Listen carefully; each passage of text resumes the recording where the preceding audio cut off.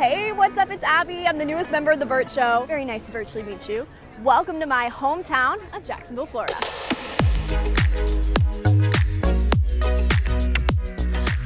So a little bit about me. I've lived in Florida most of my life, 25 years old. And as Emma Watson would put it, I'm self-partnered. Been self-partnered for a very long time, which basically just means I'm single.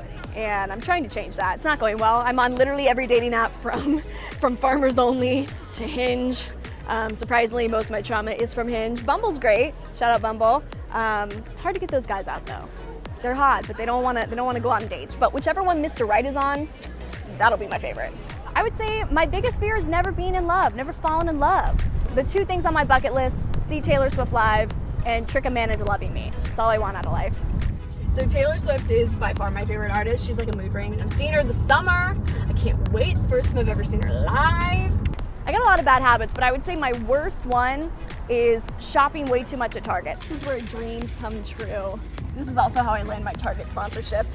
I walk in, I black out, and then I'll leave with like 7 different throw pillows, a candle, a face mask. It's the queen. Do I need this?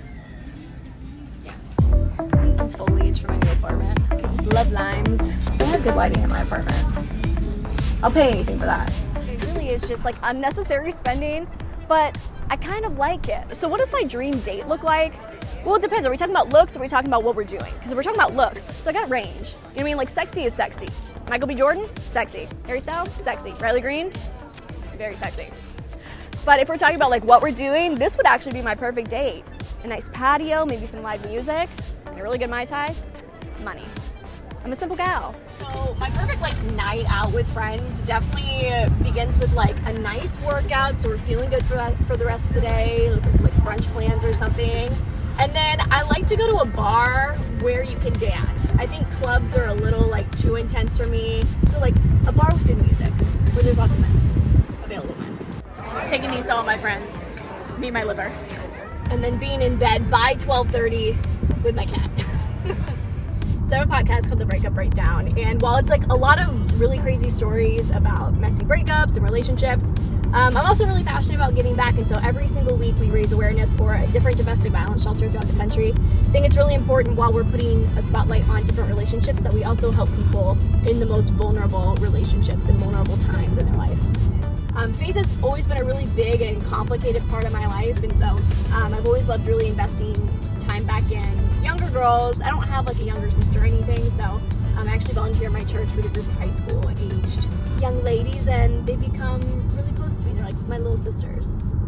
If you know me, if you know my family, we are diehard Florida Gator fans. My grandparents went there, my parents went there, my brother went there, I went there, and we are just loud and proud about it. I'm obsessed with the Throne of Glass novels. I just finished the entire series. And what I love and hate about books is that like you get so invested in the characters, like they're just living with you in your mind for however long you're reading them.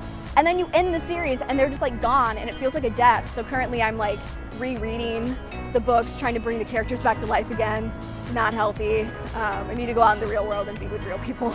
I'm so honored to get to be a part of the Bert Show family. First of all, I'm just like excited. Like I grew up listening to morning shows, so the fact that like I get to be a part of one now, I can't wait to get to know you. I can't wait for you to get to know me. Hopefully you don't think I'm crazy after hearing some of the stuff I'm going to talk about, but I'm really pumped about it and can't wait to be a part of the team.